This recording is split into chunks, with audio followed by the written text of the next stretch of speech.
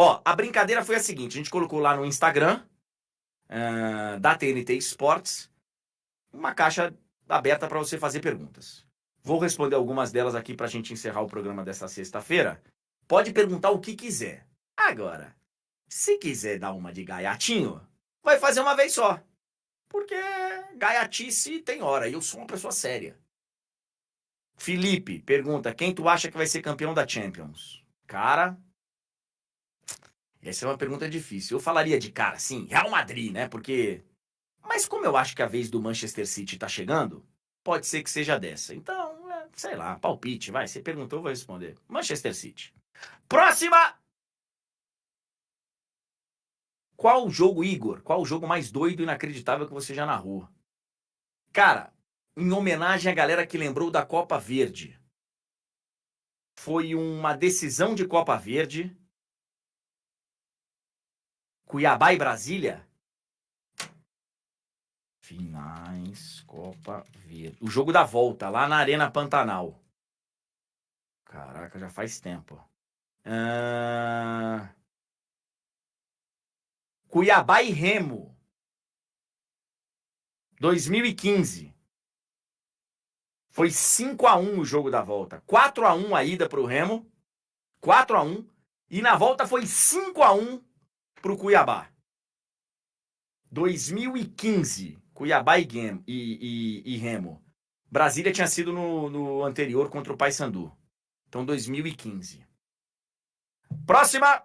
Fugindo do óbvio, né? Porque todo mundo acha que o Barcelona é PSG. Em termos de repercussão, foi. Mas em homenagem à Copa Verde.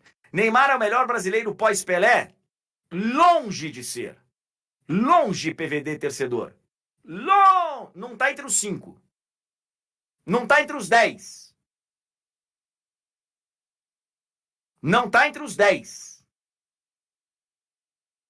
Capacidade no baba, na pelada, no racha, você escolher ele antes de 10 pós-Pelé? Acho que ele tem. Mas de resultado, sabe, de relevância mundial e tal, acho que não tá entre os 10. Posso estar errado aqui e tal, depois a gente pode brincar de fazer lista, mas o programa de lista é outro, é o de 0 a 10, mas não tá nem entre os 10, eu acho. Posso estar exagerando. Entre os 5, com certeza não. Próximo. Qual a sua reação sempre quando você vê a narração do Barcelona 6 PSG 1? Cara, eu fico emocionado. Eu fico emocionado, cara. E eu fico até hoje grato de ter acertado o nome do Sérgio Roberto. Se alguém perguntasse, vai sair o 6º gol do Barcelona no finalzinho contra o PSG. Adivinha quem fez? Pro cara que não... Ele ia falar 7 nomes antes do Sérgio Roberto. E eu acertei, cara. No tumulto, a bola foi pra área e o Sérgio Roberto, eu consegui pegar na hora. Eu me orgulho muito dessa narração. Next! Qual foi o gol mais bonito que você narrou? Pô, cara, eu tive chance de narrar um monte de gol bonito, viu? Mas eu acho que o de bicicleta do Cristiano, lá em Turim, que ele vai lá no 3º andar, eu acho que lembrando assim de cara, não é um negócio que eu tenho na ponta da língua não, mas aquele de bicicleta do Cristiano, ele vai lá no 3º andar, velho. Valeu, Marcos Fute, pela pergunta!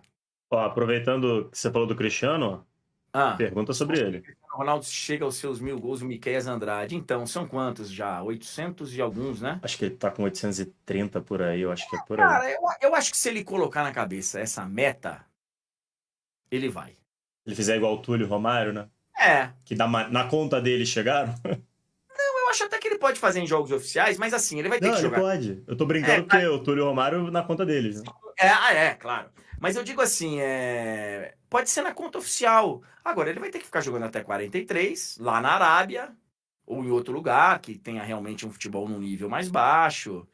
Mas eu acho que ele tem chance sim, se ele colocar como meta. Se for o natural da carreira de um jogador, é que a gente sabe que ele não é qualquer jogador. Mas acho que tem chance. Próximo! Meu maior ídolo no futebol? Cara, meu maior ídolo de futebol... Todo mundo tem um time, tá, gente? Todo mundo tem um time. O meu time é o Corinthians. Meu time de criança é o Corinthians. Eu cresci profissionalmente sendo setorista do Palmeiras. Tenho um enorme carinho pelo Palmeiras. Minha voz está no vídeo do Palmeiras campeão da Libertadores de 99. Tá minha voz lá. Mas eu peguei uma época de garoto que o Corinthians precisava ser campeão brasileiro, que o que a garotada viveu do Corinthians não ser campeão da Libertadores, eu vivi com o Corinthians não ter sido campeão brasileiro ainda. Até 1990, quando surgiu um camisa 10 lá, chamado Craque Neto, que foi meu maior ídolo como jogador, assim, de moleque de estar na rua. E eu não era canhoto, né? Mas de estar na rua e falar, Neto, Neto, brincar de narrador, Neto, Craque Neto. Mais duas pra gente encerrar. LF Rodrigues, qual foi a Copa que mais te marcou? Qual delas você queria ter narrado? Eu queria ter narrado 2014. Até porque, quanto tempo já passou do 7-1, o craque Túlio? Já são quase 9 anos, né? Porque foi no meio do ano. Quase 9 anos. Eu acho que eu já estaria em liberdade condicional. Acho que eu já estaria no regime semiaberto. Porque eu ia sair preso do Mineirão, se eu estivesse narrando aquele jogo. Eu ia sair preso do Mineirão. Então eu gostaria de ter narrado a Copa de 2014. E a Copa que mais me marcou foi 2002. Foi a primeira Copa que eu fiz como profissional de rádio. E eu fui repórter, setorista, cobri a seleção brasileira em todo o ciclo daquela Copa do Mundo. Então não só eu estava lá no Penta, não só eu estava lá nos 7 jogos do Penta, como eu estava na grande maioria dos jogos das eliminatórias. Então foi a Copa do Mundo que mais me marcou, o Brasil campeão do mundo lá no Japão. E a última de hoje, Pedrinho, qual foi o melhor dia da sua vida como narrador? Caraca, cara, que pergunta interessante. Como narrador, cara, eu vou te colocar que foi o seguinte. Foi uma semifinal de Copa do Nordeste. Bahia e alguém na Fonte Nova. Que o Bahia tá perdendo o jogo acho que de 2-0. E o Bahia vira. Acho que é uma semifinal de Copa do Nordeste. E para quem não conhece a minha história, eu morei muitos anos na Bahia e eu comecei a minha vida de narrador com 7, 8 anos de idade na Fonte Nova.